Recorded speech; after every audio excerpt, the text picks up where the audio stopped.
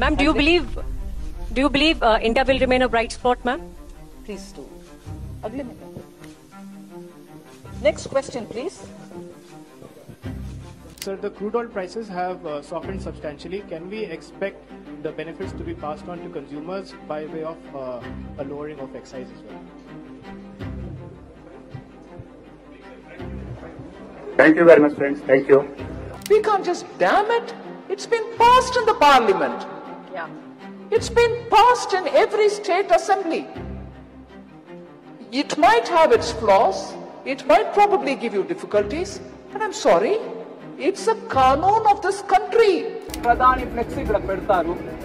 You will, as the district administrator, ensure that that shall not be removed, that shall not be torn, that shall not be affected. जो successful finance minister होता है वो वही होता है जिसकी जेब काटी जाती है उसको पता ही नहीं चलता है कौन सी जेब काटी।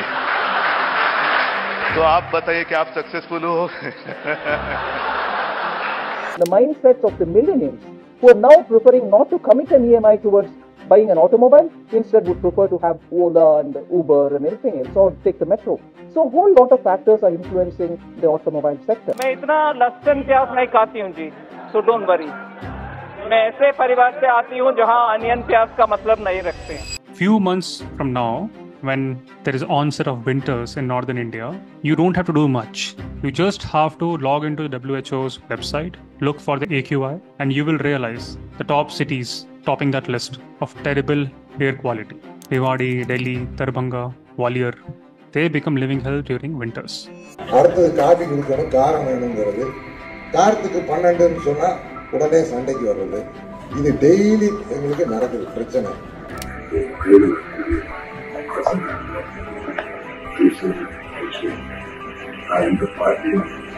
Tomorrow, if the country collapse, who will lose? Poor, they don't have the home. Rich, they don't have the stake. Middle class, they are in India. They earn in India, they pay taxes in India, they invest in India.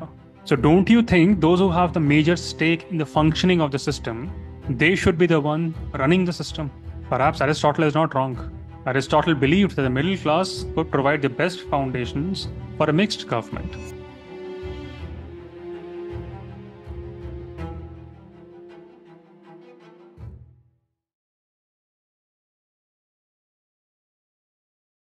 Very fascinating what Aristotle is writing in his book Politics. He's arguing that the best political community is the one where the middle class holds a significant influence. Nirmala Sitaraman would be shell-shocked to hear this. She tried her best to destroy this class.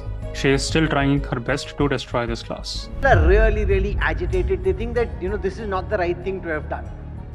Why not? Because it also comes as a surprise. Because when somebody makes an investment... Tax is always given as an advance notice. Ma'am, no, why not increasing tax. Whoever says about tax in advance. But I also have this opinion that we wrongly blame her. She is not responsible. She is Rajya Sabha MP. It is a known fact. Let me tell you some politics. Rajya Sabha MPs who go on to become ministers, generally speaking, they are puppets. And why not? They do not enjoy the popular support. And when you do not enjoy the support of the public, of your constituency, you lose a voice also. No, you have no backing. They are not accountable to the public, the way Lok Sabha MP is. Many years ago, I visited the house of a minister who was a Lok Sabha MP. And he told me, Naman, I rarely stay in my house in Delhi. He said, my house in Delhi is used by my people from my constituency whenever they are in Delhi. So they find my house, they come here, they find the shelter. Very interesting. And yes, his house in Delhi, always crowded. And there are festivities going on. Water, tea, biscuits, huge lines, so that minister can recommend or his PA can recommend someone to go to AIMS or wherever. Just visit the house of any Rajya Sabha MP who's also a minister. You will not see large spots of public there. You will see relatively less public in comparison to the house of a minister who's also a Lok Sabha MP. Pure fact. And makes sense also. Perhaps that is the reason some of the most controversial ministers today doing deplorable job. They are Rajya Sabha MPs because they are the puppets. Whatsoever the master tells them, they are doing it. They are dependent on their master for all their perks and privileges.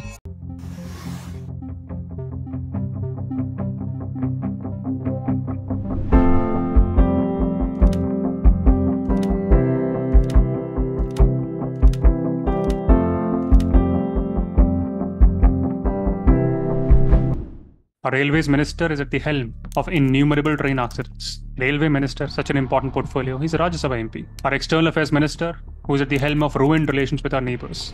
Bangladesh, Pakistan, Afghanistan, Maldives, on and on. A Rajya Sabha MP. Neighborhood first. What happened to it? Our finance minister, a Rajya Sabha MP. Why would she care about the plight of the middle class, or any class for that matter? Not even directly accountable to them. Her son-in-law is the OSD to the Prime Minister, and her husband, anti-Modi. But yes, middle class in India is crumbling. That's a fact. And it will continue to crumble.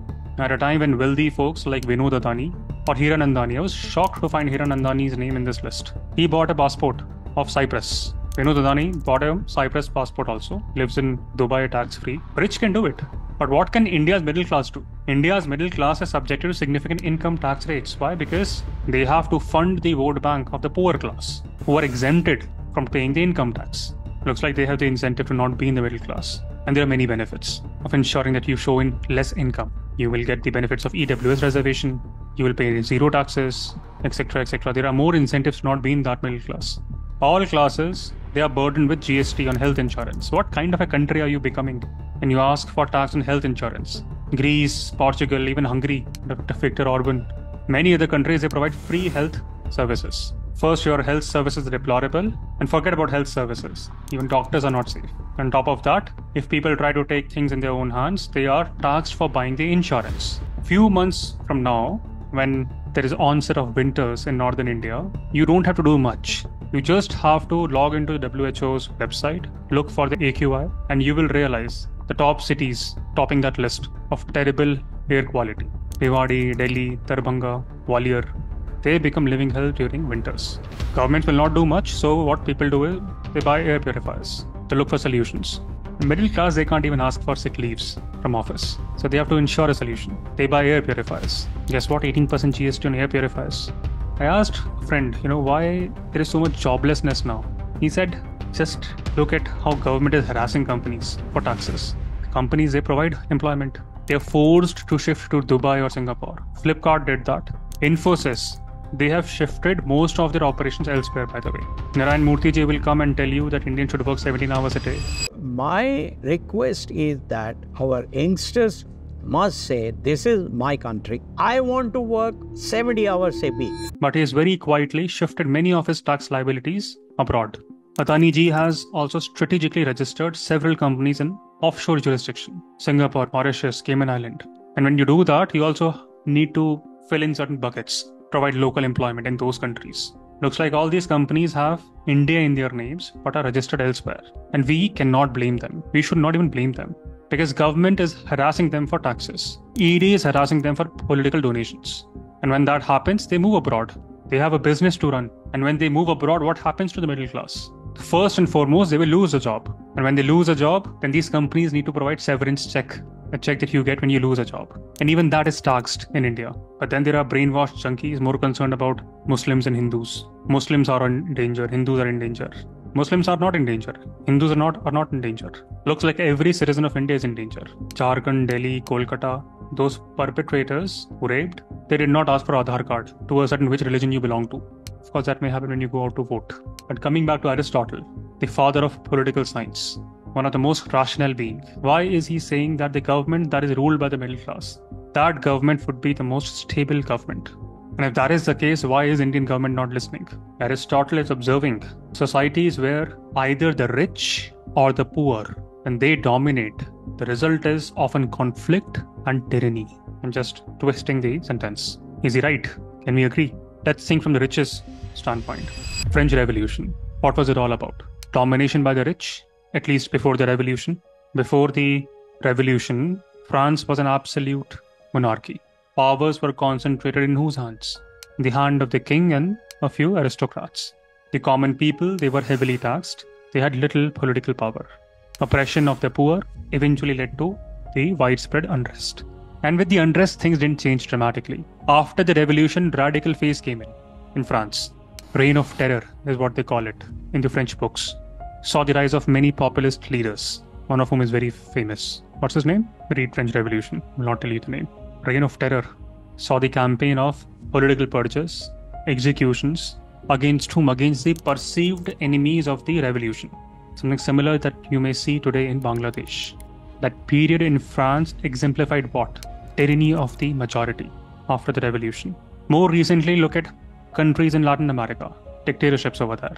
Throughout 20th centuries, power in many of those countries, Chile, Argentina, power was concentrated in the hands of wealthy landowners, in the hands of military elites. The poor, the working class population, they had little say or no say in the government. And this led to what? Inequality, lack of political representation. And that formed the recipe for social unrest. Latin American countries, they experienced military coups. And in all those coups, military aligned with the wealthy. And they seized the power to maintain the order. But can you think of any country that's the rich story? Bangladesh, Pakistan, they also fall in that category, right? How? What happened in Bangladesh? What has happened in Pakistan? Bangladesh, again, power concentrated in the hands of a few political families. And of course, their associated elites. Whenever the elite, whenever they feel threatened, that elite will often resort to repressive measures, suppression of the opposition, control over the judiciary, limiting of press freedom. I can quote examples also. Suppression of the opposition, to arrest the opposition leader, chief ministers of certain states, control over the judiciary, limit the press freedom. How do you do that? Broadcasting bill. That leads to tyranny. That is exactly what happened in Bangladesh. Using the word Bangladesh. Government prioritized maintaining its grip on the power over the welfare of the general population. Pakistan, similar story. But can you think of any country where poor had the power? And even for that country, things don't go well. How can we forget Venezuela? Under the leadership of Hugo Chavez and later Maduro, what happened? Venezuela pursued policies that heavily favored the poor. Government implemented extensive social programs, wealth redistribution policies. Of course, many in India will also talk about that. That's how they gained popularity amongst the poor. But then what happened? Hyperinflation, massive shortages of basic goods, mass emigration, and in no time, even public services, they collapsed. The economy worsened. And as a result of that, Maduro then became what? He became authoritarian in Venezuela, started imprisoning the political opponents, suppressing the protests. He started undermining democratic institutions. Looks like Aristotle is not wrong after all. Do you think something similar can happen in India or is happening in India? One of India's strength is that it has relatively strong institutions. I don't deny that. There is independent judiciary. Up until now, at least on YouTube and social media, there is vibrant media. But if that starts getting stifled, it will be concerning in the long run. I'll come back to the same question. Why did Aristotle advocate for the rule by the middle class? So the way we have been analyzing the world around us today, perhaps Aristotle would have done the same. He would have observed societies, rich, poor. With the rich, he would have seen conflicts. With the poor, he would have seen tyranny. Aristotle said that the rich, they tend to rule in their own interests. And when that happens, it leads to oligarchy. And when the poor, when they get the power, they establish a form of democracy that could be a mob rule. Both extremes, they are detrimental to the stability and justice of the state. Middle class, more moderate, that's what he says, in their desires and actions. They are neither so wealthy as to be arrogant, nor they are so exploitative because of the wealth. They are not poor, so they may not be so envious and resentful. And a question was raised to me. I would perhaps say that middle class have a stake in the system. What do I mean by that? Just think about this. Think of all the examples that I gave you. As a middle class, you earn money. Where will you invest first? You will invest in your own country. You will buy properties. That's an example. If you were poor, you may not be able to do that. And if you were rich, you will be investing in properties outside of India. The way Adanis have done, the way Mittals are doing now, the way Ambanis have done, the way Hiranandanis have done. Pure logic, right? You will diversify your portfolio. Tomorrow, if the country collapses, who will lose? Poor, they don't have the home. Rich, they don't have the stake. Middle class, they are in India. They earn in India, they pay taxes in India, they invest in India.